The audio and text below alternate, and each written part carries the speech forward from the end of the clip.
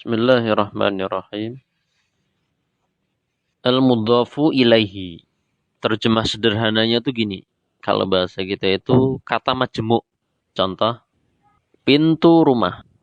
Maka penyebutan kata pintu rumah ini sejatinya adalah dua kata yang dimana kata pertama dinisbatkan kepada kata kedua. Tapi sudah menjadi satu kata yang dalam bahasa kita disebut dengan kata majemuk. Contoh lain, misalkan roda mobil atau misalkan rantai sepeda. Maka di situ ada dua kata, rantai dan sepeda.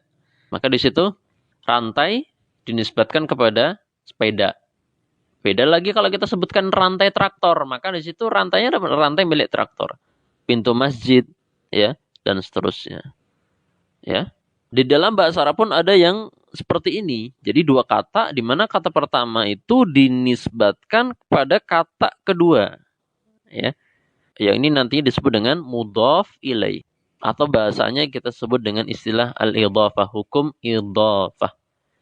Cuman kedua kata ini kalau di dalam bahasa Arab dua kata yang di mana kata pertama dinisbatkan kepada kata kedua, ini hukumnya tidak sama.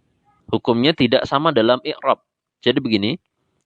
Contoh ada jumlah hadza baitu rajulin. Hadza baitu rajulin. Ini rumah seorang lelaki. Ya. Hadza baitu rajulin. Baitu rajulin. Rumah seorang laki-laki. Maka kata majmu' ini atau al-idhafah ini yang mana terdiri dari dua kata yaitu bait dan rajul, i'rabnya itu hukumnya beda. Ya. Hukumnya berbeda.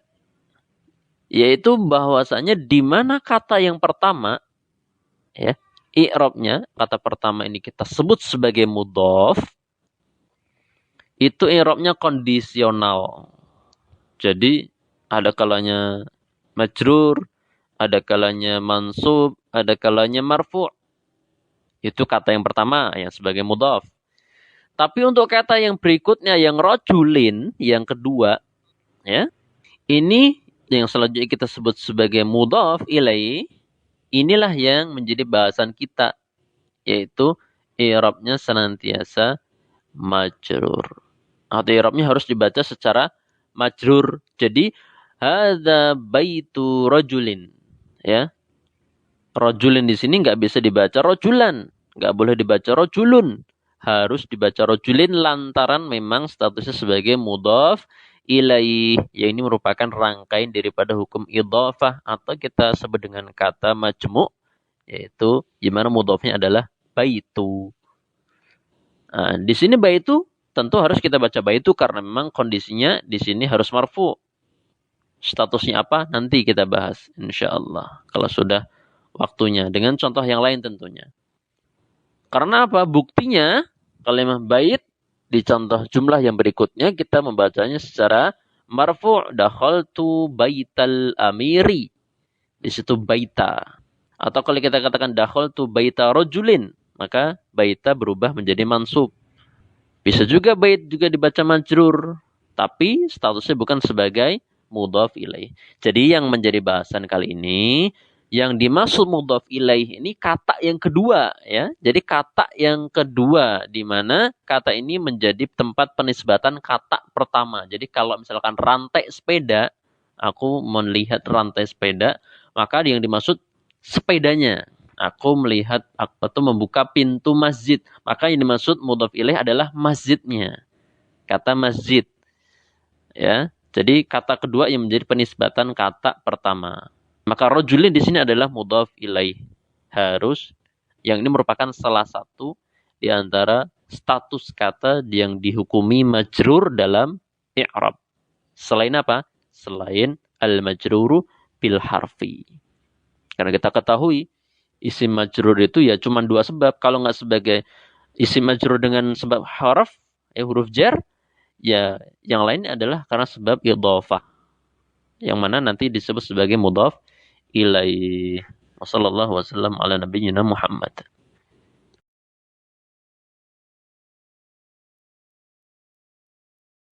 Bismillahirrahmanirrahim. Sekarang kita belajar ini ya, merangkai kata majmu' dalam bahasa Arab.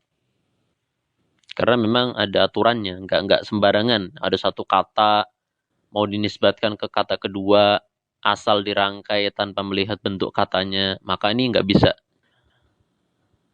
Ada tata caranya. Ya setidaknya ini sebagai wacana, ya sebagai gambaran, kalau memang kita ada, misalkan kita dicoba untuk merangkai atau kita menjadikan suatu kata majmu' dalam bahasa Arab dari kata ini, kata A, dinisbatkan kepada kata B. Nah, maka di sini tidak asal pasang ya, tapi ada aturannya.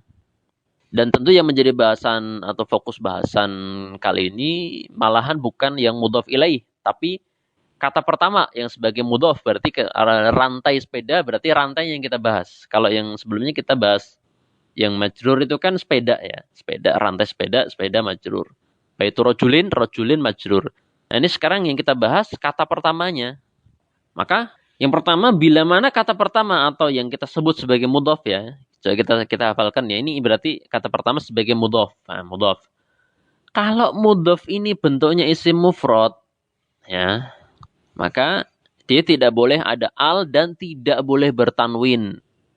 Ya, tidak boleh pakai al, tidak boleh pakai tanwin. Jadi misalkan qalamut talibi ya, atau qalamut talibi atau qalamit talibi, maka kata qalam yang ini menjadi mudhaf itu tidak boleh lagi ditulis alnya. Atau tidak boleh ada alnya, tidak boleh dengan tanwin. Misalkan qalamun at-talibi, ya nggak bisa. Ya, walaupun memang tanpa al. Sebagaimana kita ketahui kalau nggak ada al berarti ada tanwin. Di sini nggak pakai al tapi juga nggak pakai tanwin. Ini isim mufrad. Ya. Demikian pula dengan bentuk kedua, bila mana mudhaf sebagai jamak taksir maka seperti itu juga, nggak pakai al, nggak pakai tanwin. Contohnya kutubul muallimi, buku-buku milik Pak Guru.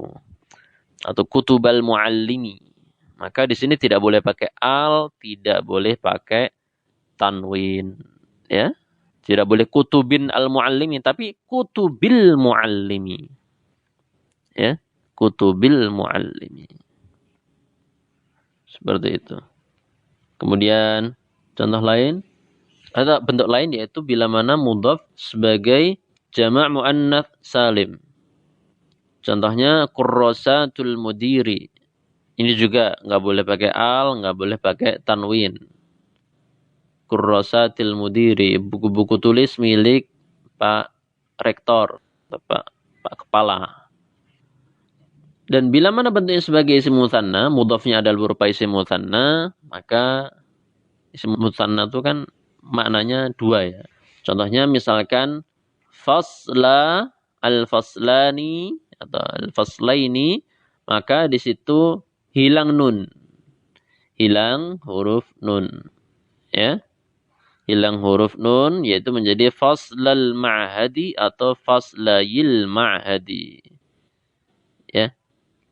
Nunnya dihilangkan, ya. Nun yang merupakan alif nun atau ya nun, ani atau aini yang merupakan tanda isim mutsanna, nunnya dihilangkan, tapi alifnya atau ya-nya tidak dihilangkan.